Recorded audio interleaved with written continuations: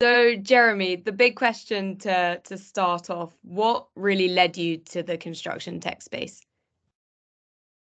So we did the opposite of what VCs say you should do, which means we thought about what are our capabilities and then searched for good problems to solve.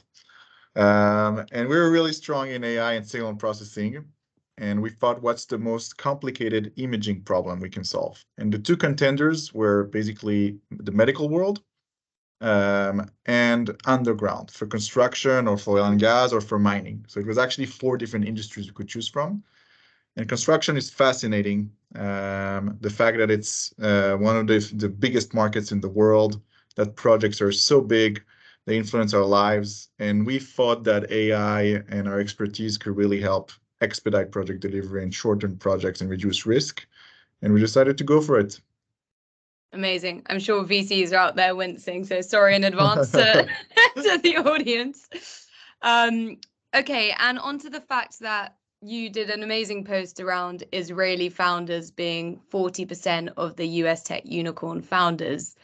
What have you learned from, founding Exodigo in Israel and then going to market in the US and beyond? But we'll save that for the next question. What are the key learnings you took from that? The main learning, I think, is that Israel has the best tech people in the world contained in a single area, which means you can have access. It's maybe because the country is small, because of the army background, which has a huge impact. But if you can build a company where technology is based in Israel, and then you bring business leaders from the US, which is where the big companies grow, then it becomes a winning company. And I think it's not only our strategy. Our chief business officer is from the Silicon Valley. All my tech leaders and my tech guys are from Tel Aviv. But I think it's also the Israeli VC market strategy now. They understand that we don't want to sell at a couple hundred millions like we did 5 years ago.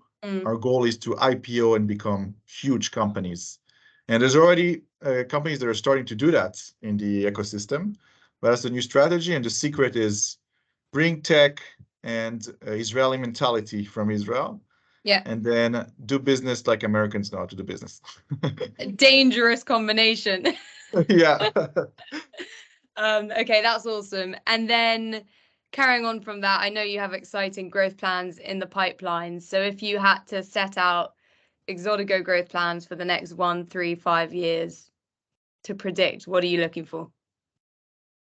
We started to work in the infrastructure construction world, which is mainly transportation and energy. So that's the next 1 year goal with our full service product. But we have a next product that's going to be self-service. We call it the Exopod.